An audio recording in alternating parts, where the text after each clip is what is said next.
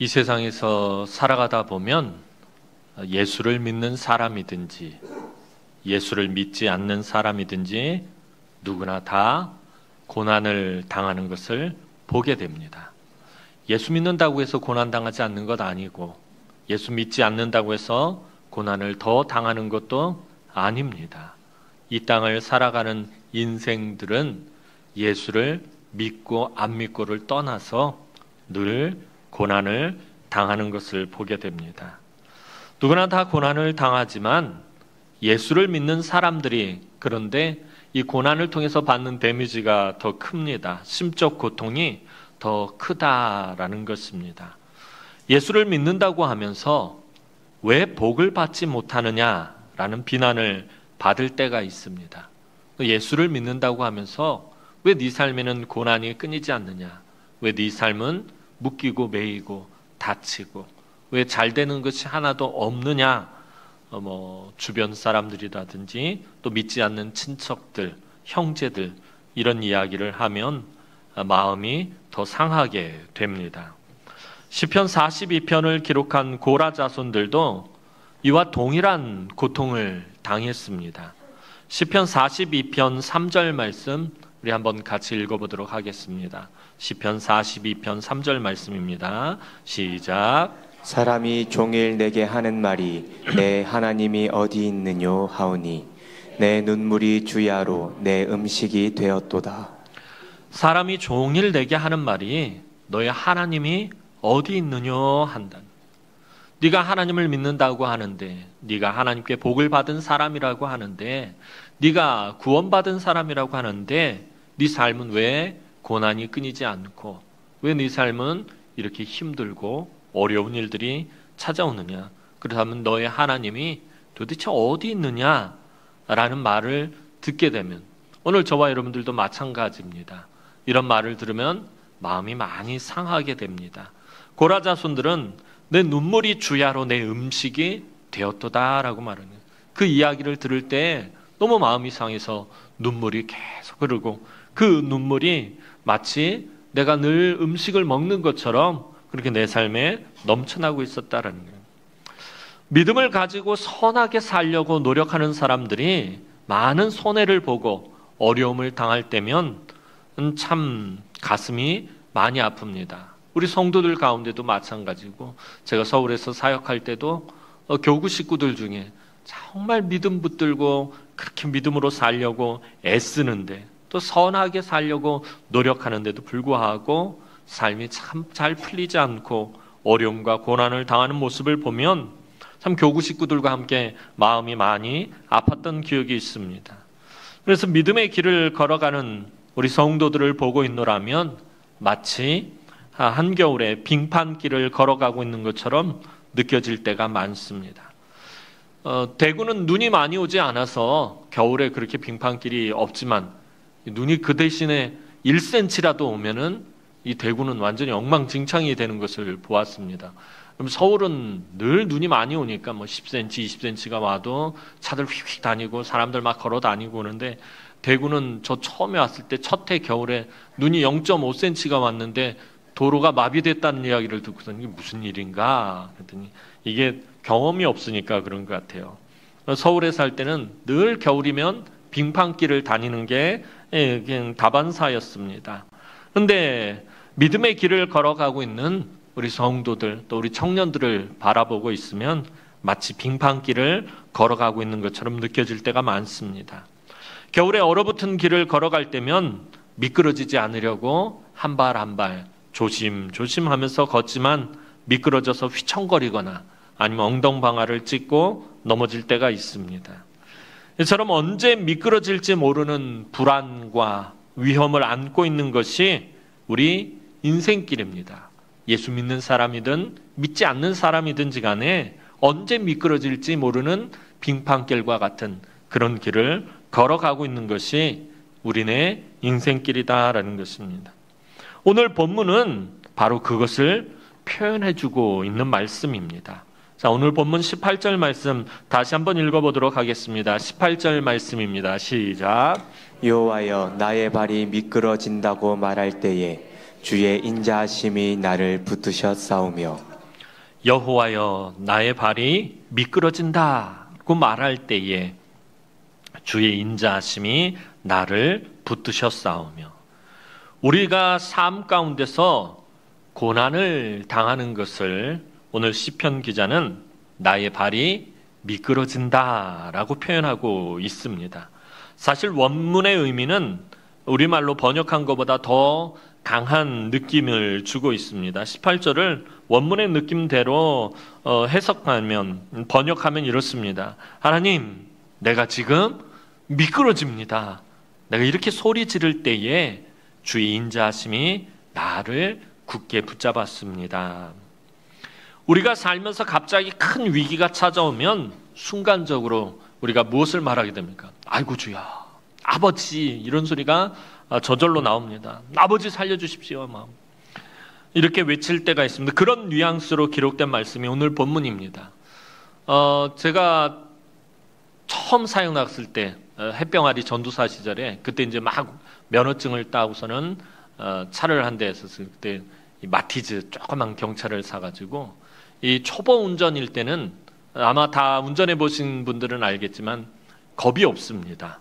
의외로 한겨울에 눈이 막 펑펑 내리는 날 그 차를 몰고서는 교회를 가는데 제가 그때는 이제 방배동 쪽에 있는 교회를 사역할 때였어요. 사당 사거리라고 한 왕복 한 10차선 되는 큰 도로에서 거기서 좌회전을 받아야 되는데 눈길에 차가 미끄러지더니 옆으로 쓱 돌면서 계속 미끄러지는 거예요. 맞은편 짝에 있던 트럭에 타고 있던 아저씨가 막 미친 듯이 손을 흔드는 거예요.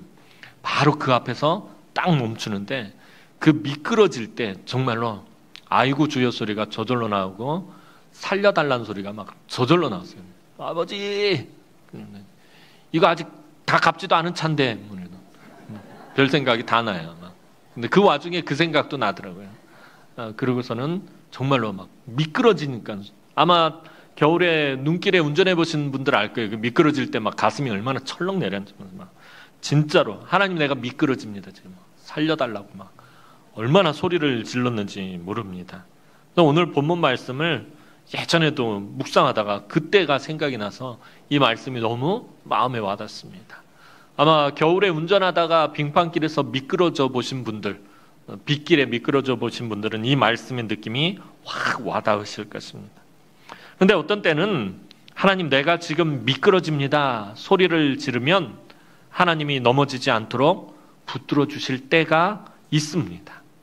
마치 얼어붙은 길을 아빠와 걸어갈 때 자녀가 미끄러지려고 하면 아빠가 큰 손으로 넘어지지 않게 붙잡아 주는 것처럼 하나님께서도 하나님의 자녀들이 인생길에서 미끄러져 넘어지려 할 때 그 능하신 손으로 붙잡아 주실 때가 있습니다.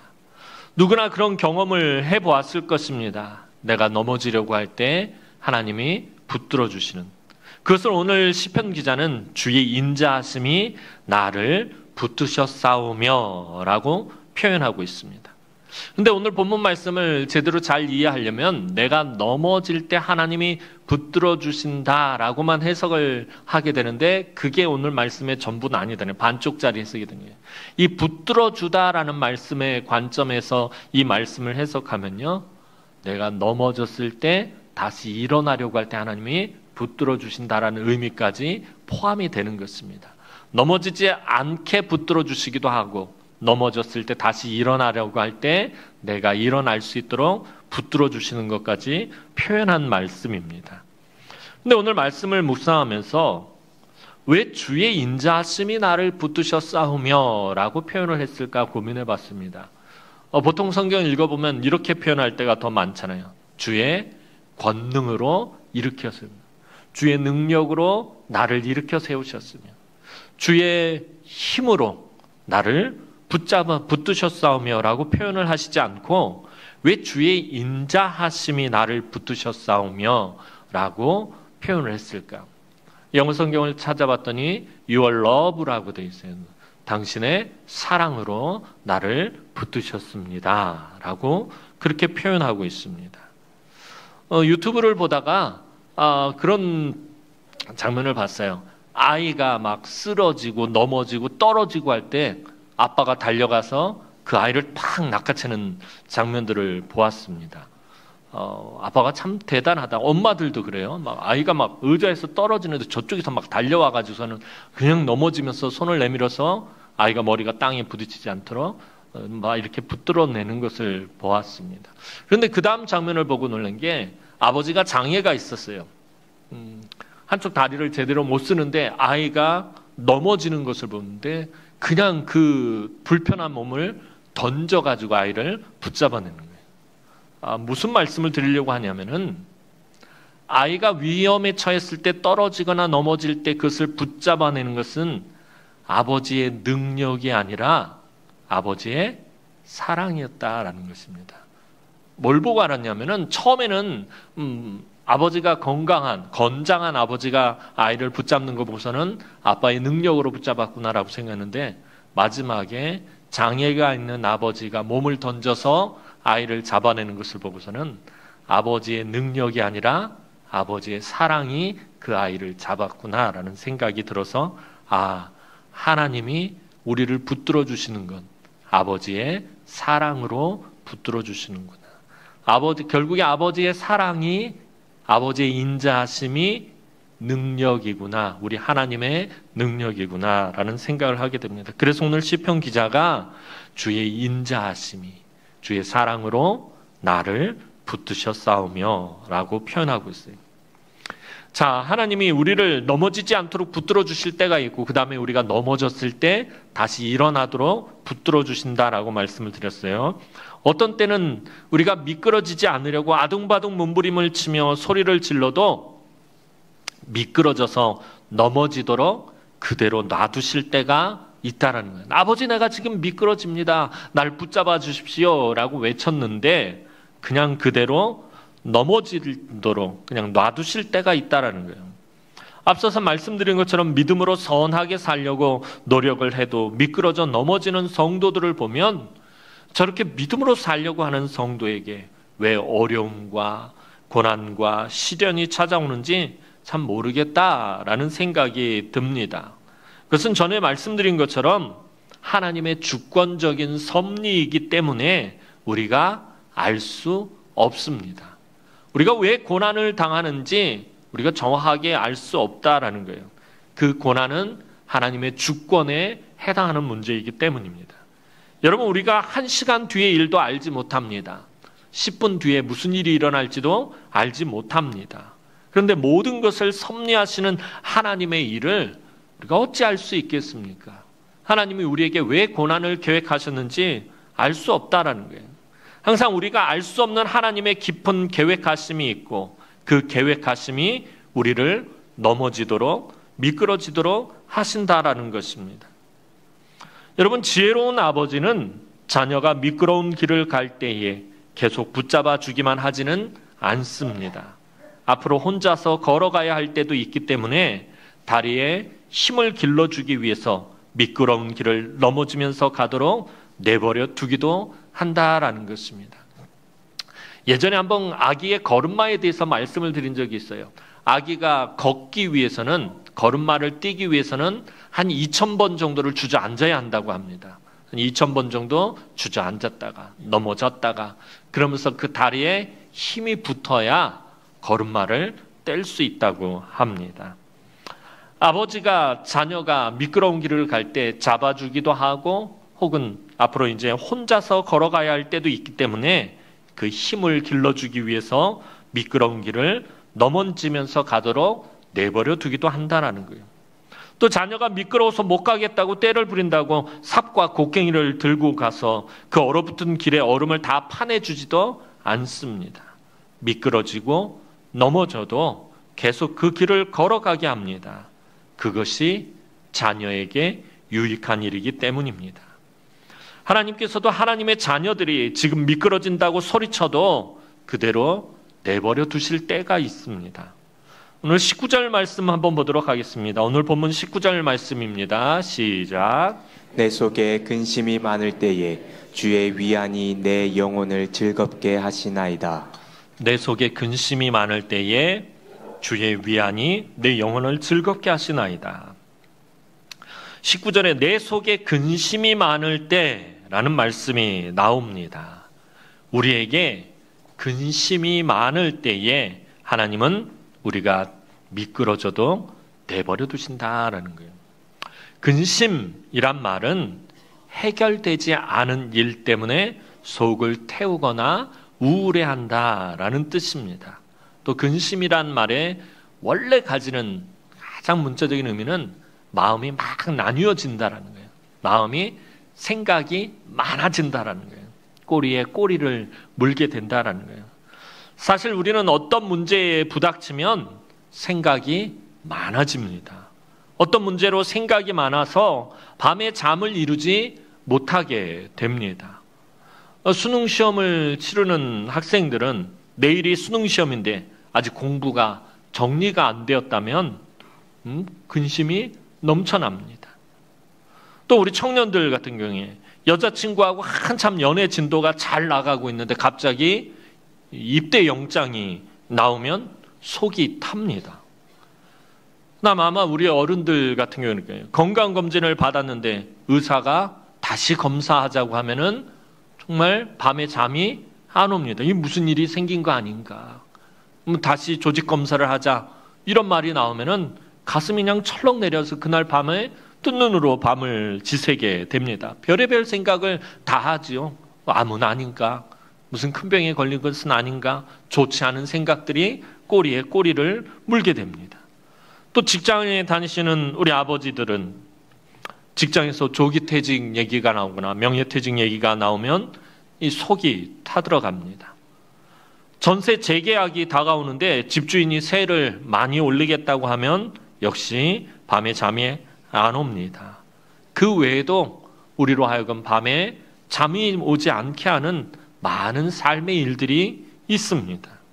속이 타들어가면서 여러 생각이 일어납니다. 이런 생각이 계속 쌓이고 또 쌓이고 쌓이면 또 생각이 꼬리에 꼬리를 물기 시작하면 잠을 이루지 못하게 됩니다. 여러분, 세상에서 판매되는 약 중에 가장 종류가 많은 약이 수면제라고 합니다. 수면제는 지금 세상에 약 한 200여 종의 수면제가 있다고 합니다. 그리고 세계적으로 그 수면제 판매량이 어마어마한데 우리나라 돈으로 연간 약 3조 원 정도의 수면제가 팔린다고 합니다. 그런데 재밌는 것은 그 수면제의 대부분은 선진국에서 소비된다고 합니다. 개도국에서는 수면제가 팔리지를 않는다고 그래요. 아이러니하게도 세상에서 가장 잘 사는 나라 사람들이 가장 잠을 이루지 못하고 살아가고 있습니다. 우리나라도 요즘 불면증 환자들이 참 많다고 합니다. 이 자리에 앉아있는 여러분들 가운데도 어떤 어렵고 힘든 일로 또 수많은 생각이 넘치고 넘쳐서 잠 못 이룬 밤을 경험해 보았을 것입니다. 당장에 어젯밤에도 잠을 제대로 이루지 못하고 오늘 참 피곤한 몸으로 예배하러 나오신 분들도 있을 것입니다. 물론 생각이 많은 것이 잘못은 아닙니다. 하지만 좋지 않은 생각이, 부정적인 생각이, 또 감정적인 것들이 계속 꼬리에 꼬리를 무는 것은 좋지 않습니다. 다윗은 우리가 그러한 때에 계속해서 좋지 않은 생각이 우리를 계속 휘어잡을 때에, 계속해서 생각이 넘쳐날 때에, 그래서 잠 못 이루는 그런 밤이 될 때에 다윗은 우리가 하나님을 생각할 것을 권면하고 있습니다. 그것이 시편 62편 5절 말씀입니다. 시편 62편 5절 말씀 한번 읽어보도록 하겠습니다. 시작. 나의 영혼아 잠잠히 하나님만 바라라. 무릇 나의 소망이 그로부터 나오는도다. 다윗이 어떤 삶을 살았는지 여러분들 제가 수도 없이 많이 말씀드렸고 여러분들도 사무엘서를 읽어보면서 아셨을 것입니다. 원수들에게 쫓기고 도망자의 삶을 살고 몇 날 며칠을 굶어야 하고 정말 억울하고 분한 일을 당해야 되고 잘못한 것이 없는데 사울왕의 질투로 인해서 쫓겨다녀야 하고 진짜 밤에 잠 못 이루고 그 침상을 눈물로 적시면서 밤을 지샌 적이 정말 많았던 사람이 다윗입니다. 근데 그 다윗이 그런 여러 잠 못 드는 밤을 경험하고 나서 그가 고백하는 말이 무엇입니까? 나의 영혼아 잠잠히 하나님만 바라라. 물은 나의 소망이 그로부터 나오는도다. 정말 힘들고 지치고 고단하고 또 여러 가지 생각으로 인해서 잠 못 들 때에 하나님을 바라라 라고 다윗은 말하고 있습니다.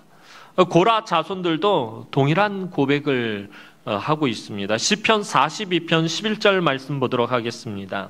시편 42편 11절 말씀입니다. 시작. 내 영혼아 내가 어찌하여 낙심하며 어찌하여 내 속에서 불안해하는가. 너는 하나님께 소망을 두라. 나는 그가 나타나 도우심으로 말미암아 내 하나님을 여전히 찬송하리로다. 아멘. 내 영혼아 네가 어찌하여 낙심하며 어찌하여 내 속에서 불안해하는가. 낙심하다라는 것은 뭔가 내가 기대했는데 기대한 것이 이루어지지 않을 때, 뭔가 생각한 것처럼 되지 않을 때, 어떤 문제가 삶에 찾아왔을 때 낙심하게 됩니다. 마음이 떨어집니다. 이 불안하다라는 말이 뭘까요? 여러분, 불안하다라는 거하고 무섭다, 두렵다, 공포하고 전혀 다른 개념입니다. 뭔가가 무섭다, 두렵다, 공포는요, 그 대상이 있습니다. 어떤 대상으로 인해서 무서워하고 어떤 일 때문에 두려워하게 되는데, 불안이라는 것은요, 그 대상이 없어요. 대상이 없이 마음이 편안하지 않는 거예요. 그러니까 어떤 문제가 없는데 마음이 어려운 거예요. 이 불안, 내 속에서 불안해하는가. 현대학자들은 이런 건 이 의미를 이거 이제 우울증의 의미로 바라보고 있습니다. 삶에 아무런 문제도 없는데, 큰 고난도 없는데, 가난하지도 않는데, 큰 병에 걸린 것도 아닌데 불안한 거예요. 어떤 대상이 없이, 문제 없이 마음이 무너져 내리는 것을 말합니다.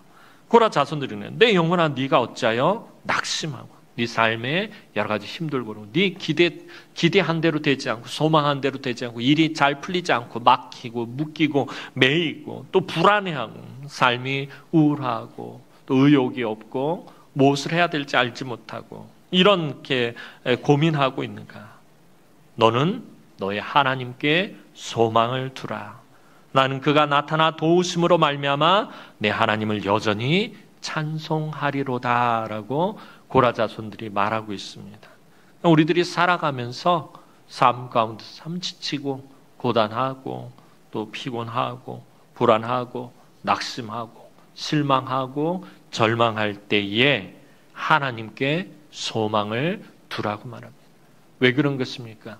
하나님은 우리를 실망시키는 분이 아니기 때문에, 하나님은 우리로 하여금 불안하게 만드는 분이 아니기 때문에 그 하나님의 도우심으로 말미암아 내 하나님을 여전히 찬송하리로다라고 고라 자손들이 노래하고 있는 것입니다.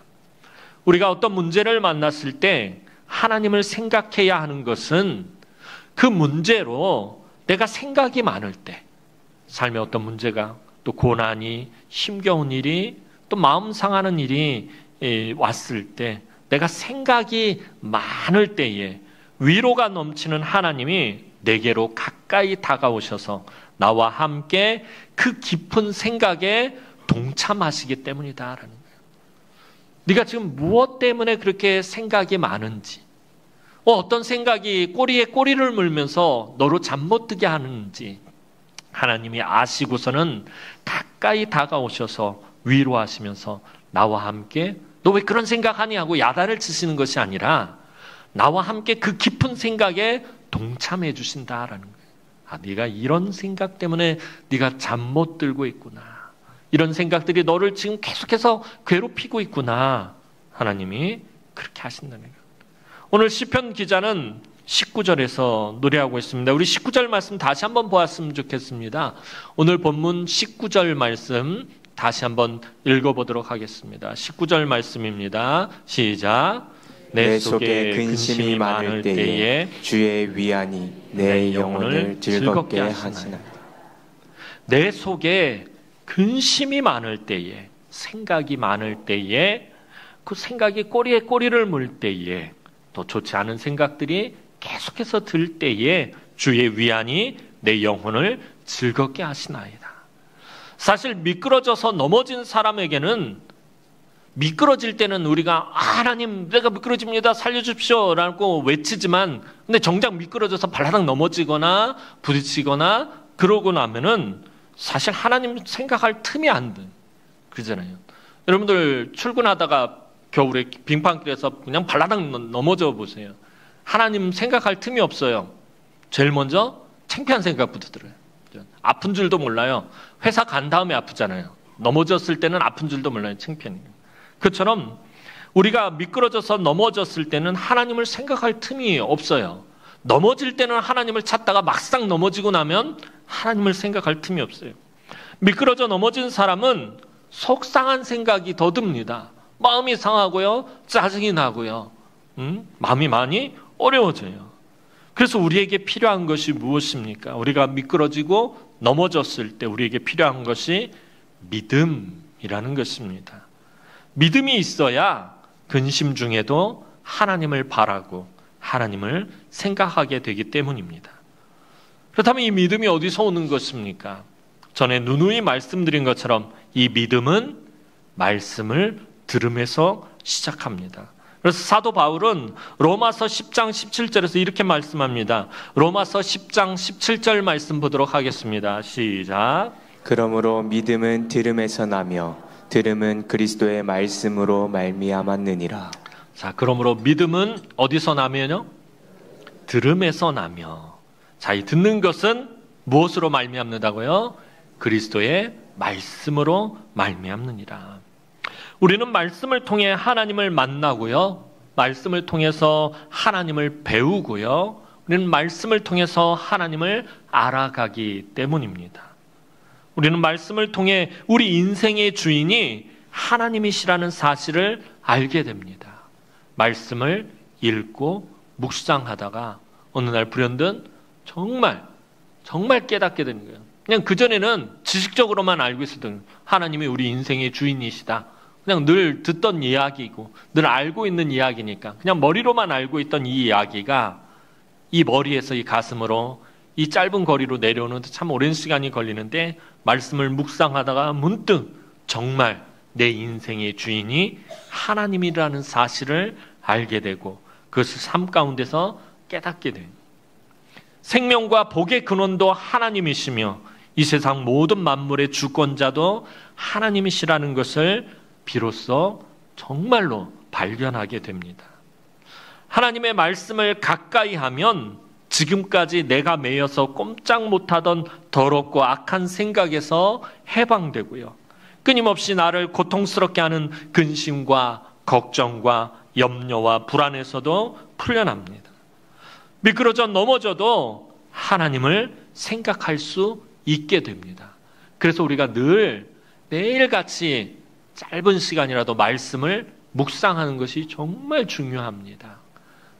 큐티 같은 것을 하고 또 말씀을 읽고 묵상하는 것. 예전에 이 묵상하다라는 개념을 가지고 설교를 한번 한 적이 있어요. 묵상하다라고 그러면 우린 보통 그냥 말씀을 머릿속으로 읊조리고 다시 생각해보는 굉장히 정적인 것으로 생각하는데 절대 그거 아니다라고 말씀을 드렸어요. 히브리어에서 원전의 개념에서 묵상하다라는 것은요, 동적인 개념이고요. 매우 치열한 거예요. 무슨 말이냐면 말씀을 이 히브리인들의 그 개념에서 말씀을 묵상하다라는 말은요, 삶의 그 말씀을 철저하게 적용하는 거예요. 그래서 치열하게 그 삶을 살아가는 것을 말합니다. 그렇게 말씀을 가까이 하고 묵상할 때에 그냥 눈으로 말씀을 읽는 것이 아니라 그 말씀을 붙들고 내 삶에 그 말씀을 적용하고 그 말씀대로 살려고 애쓸 때 내가 매여서 꼼짝 못하던 더럽고 악한 생각에서 내가 해방되고요. 끊임없이 나를 고통스럽게 하는 근심과 걱정과 염려에서도 풀려나게 된다라는 것입니다. 삶의 주권자 되시는 하나님을 자기 삶의 중심에 모시고 사는 믿음의 사람은 미끄러지고 넘어졌을 때 결국에 하나님만 바랄 수밖에 없다라는 것입니다. 또한 이 믿음은 미끄러지고 넘어졌을 때, 우리가 삶 가운데서 원하지 않는 이런 삶의 미끄러짐을 당하고 넘어지고 고난이 찾아왔을 때 이 믿음은 우리로 하여금 기도의 열매를 맺게 한다라는 거예요. 여러분, 생각이 많은 밤, 근심으로 잠을 이룰 수 없는 밤, 끊임없이 나쁜 생각이 넘쳐날 때 여러분들 말씀을 묵상하시기 바랍니다. 그리고 주의 인자와 위로가 나를 붙잡고 계신다라는 이 믿음을 가지고 머릿속에서 넘쳐나는 생각들을 말씀으로 키질을 하시기 바랍니다. 키질에 대해서는 전에 말씀드려서 우리 어른들은 다 한 번씩 키질을 해보셨을 거 아니에요. 옛날에 시골에 가면 할머니가 쌀독에서 바가지로 쌀을 퍼서 키에다 담아서 계속 흔들어대시고, 왜 그런 거죠? 알곡과 겨, 불순물들을 다 골라내는 그 작업들을 하는 거잖아요. 여러분, 우리가 밤에 생각이 정말 많고 또 좋지 않은 생각들이 끊임없이 나를 공략할 때에 말씀으로 키질을 하시기 바랍니다. 그러면 분명히 더럽고 악한 생각과 나쁜 생각들이 다 날아가고 믿음의 생각만이 남게 된다라는 것입니다. 우리가 말씀으로 키질을 안 하고서 내 머릿속에 있는 그런 나쁜 생각들, 악한 생각들, 또 좋지 않은 생각들이 사라지기를 바란다면 어리석은 생각입니다. 말씀을 묵상할 때에 여러분 더럽고 악한 생각들, 나쁜 생각들, 좋지 않은 생각들, 꼬리에 꼬리를 무는 생각들이 다 날아가게 된다라는 것입니다. 그리고 그 믿음의 생각을 가지고 하나님 앞에서 무릎을 꿇으시기 바랍니다. 근심이 많을 때에 주의 위안이 나의 영혼을 즐겁게 하나이다 라고 오늘 본문에서 말하고 있는데, 이것은 오직 기도의 무릎을 꿇을 때만이 체험할 수 있습니다. 하나님이 우리로 넘어질 때 붙잡아 주시지 않을 때는 우리로 하여금 기도의 무릎을 꿇게 하기 위해서입니다.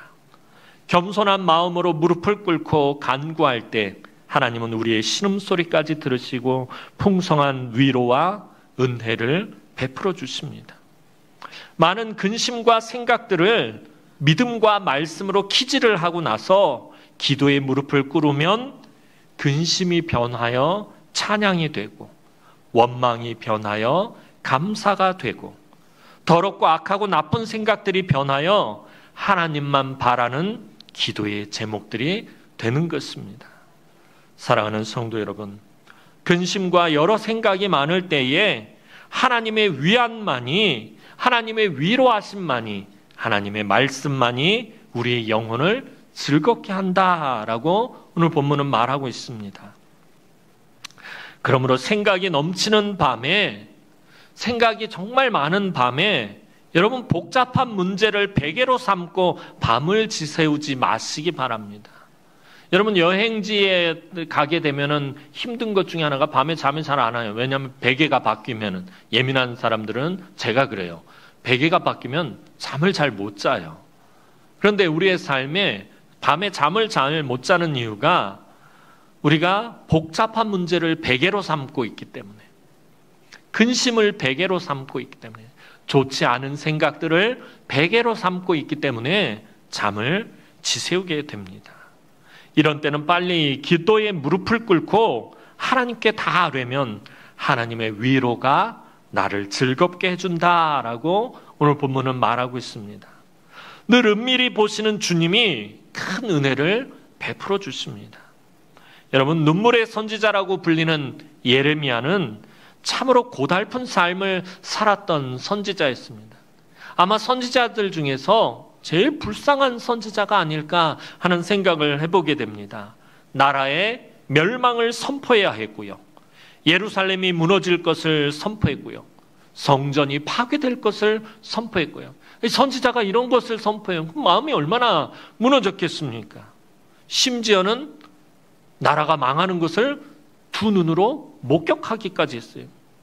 민족이 포로로 끌려갈 것을 선포해야 했고 그것을 두 눈으로 똑똑히 봐야 했습니다. 또 그로 인해서 모진 핍박을 당하며 늘 눈물을 흘릴 수밖에 없었던 선지자가 예레미야입니다. 그래서 예레미야를 눈물의 선지자라고 부릅니다.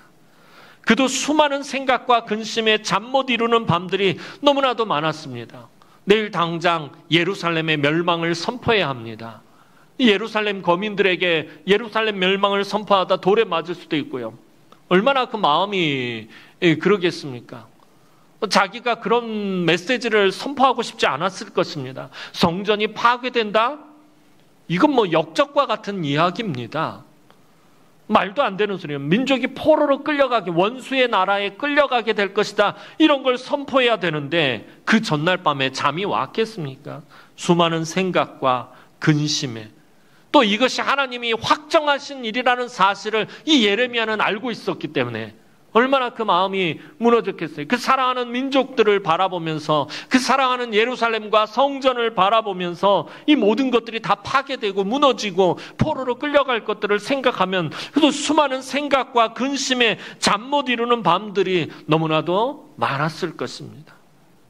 그런데 그런 눈물의 예레미야에게 하나님의 위안이 있었기 때문에 그가 버틸 수 있었다는 거예요. 예레미야 31장 25절에서 26절 말씀 보도록 하겠습니다. 예레미야서 31장 25절에서 26절 말씀입니다. 시작. 이는 내가 그 피곤한 심령을 상쾌하게 하며 모든 연약한 심령을 만족하게 하였음이라 하시기로 내가 깨어보니 내 잠이 달았더라. 하나님이 예레미야에게 말씀하십니다. 내가 그 피곤한 심령을 상쾌하게 하며 모든 연약한 심령을 만족하게 하였음이라. 이 말씀을 하시기로 내가 깨어보니 내 잠이 달았더라. 예레미야는 어느 날 밤에 수많은 슬픔과 고통과 근심과 불안에 사로잡혀서 눈물을 흘리며 여느 때처럼 괴로워했습니다. 잠을 이룰 수가 없었습니다. 그런데 그 모든 괴로움과 근심과 나쁜 생각과 피곤한 심령을 가지고 조용히 하나님께 아뢰을 때에 하나님의 위안이 그에게 임했습니다. 그랬더니 예레미야가 뭐라고 말합니까? 그날 밤에 잠이 너무나도 달았더라.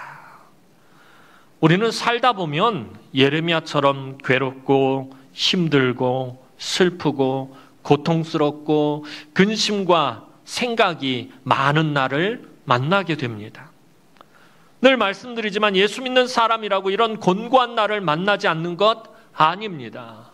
복을 받은 사람이라고 해서 삶에 고난이 찾아오지 않는 것 아닙니다. 우리는 분명히 이런 날과 자주 마주하게 될 것입니다. 하나님, 내가 지금 미끄러집니다. 다급하게 외치는 날도 있을 것입니다. 이때에 우리가 말씀을 가까이 하고 그 말씀과 믿음으로 근심과 많은 생각들을 기질하고 기도의 무릎을 꿇어야 합니다. 우리가 당한 슬픔과 고통과 괴로움, 또 우리가 만난 고난과 환난과 시련들을 다 하나님 앞에 토해내면 하나님은 슬픈 마음을 위로해 주시고 피곤한 심령을 상쾌하게 해주시고 우리의 영혼을 즐겁게 해주십니다. 믿음의 주여 온전하게 하시는 이이신 예수를 바라면 늘 은밀히 보시는 주님께서 은혜와 인자와 긍휼을 풍성하게 베풀어 주십니다. 그때에 예레미야의 고백처럼 폭풍우가 몰아치고 천둥 번개가 치던 지난 밤에도 잠이 참 달았습니다. 기쁨으로 고백하게 될 것입니다. 여러분들이 이 땅을 살아가면서 여러분들이 생각지도 못한 슬픈 일들, 힘겨운 일들, 어려운 일들이 찾아오고 또 여러분들이 원치 않게 미끄러져서 넘어지게 될 때에 하나님의 그 인자하신 손이 여러분들을 붙들어 주실 것입니다. 걱정하지 마시고 근심하지 마시고 염려하지 마시고 모든 것을 다 하나님께 맡기시기 바랍니다. 여러분들 잠 못 들게 하는 그런 모든 생각들을 말씀을 묵상하며 그 말씀으로 기지를 해서 그런 모든 생각들을 다 버려버리시고 하나님만 붙드시기 바랍니다. 하나님께서 은혜와 인자와 긍휼로 여러분들을 붙들어 주셔서 그 다음날 아침에 여러분들이 눈을 뜨면서 지난밤에 정말 폭풍우가 몰아치고 지난밤에 정말 무섭고 두려웠지만 내 잠이 참 달았구나라고 고백하게 하실 것입니다. 그렇게 기쁨으로 고백을 하는 우리 모든 남흥의 성도들이 되기를 주님의 이름으로 축원합니다. 기도드리겠습니다. 사랑과 은혜가 많으신 아버지 하나님, 은혜와 사랑을 진심으로 감사를 드립니다. 하나님, 우리가 이 땅을 살아가다 보면 우리의 발이 미끄러질 때가 있고 넘어질 때가 있고 근심과 걱정과 염려로 우리가 밤에 잠을 자지 못하고 밤을 지새우는 밤이 많음을 시간에 고백합니다. 그때마다 주의 인자하심이 나를 붙들어 주옵소서. 주의 위로와 주의 안위하심이 나를 붙들어 주시어서 나의 영혼이 즐겁게 되어지고 피곤한 나의 심령을 상쾌하게 해주시고 슬픈 우리의 마음을 위로해 주셔서 예레미야의 고백과 같이 지난밤 잠이 참 하나님 앞에서 달았습니다. 늘 고백할 수 있는 삶의 힘들고 어려운 상황 속에서도 늘 하나님을 바라며 하나님을 소망으로 삼는 우리 남흥의 모든 성도들이 되어질 수 있도록 하나님 축복하여 주시옵소서. 참 인생길이 힘들고 고단한 성도들이 있습니까? 아버지 불쌍히 여겨 주시옵시고 그 인자한 손길로 늘 붙들어 주시고 위로하여 주시어서 늘 그 마음에 하나님의 은혜와 평강이 강물처럼 흐르게 하여 주옵소서. 감사를 드리옵고 예수님의 이름으로 기도하옵나이다. 아멘.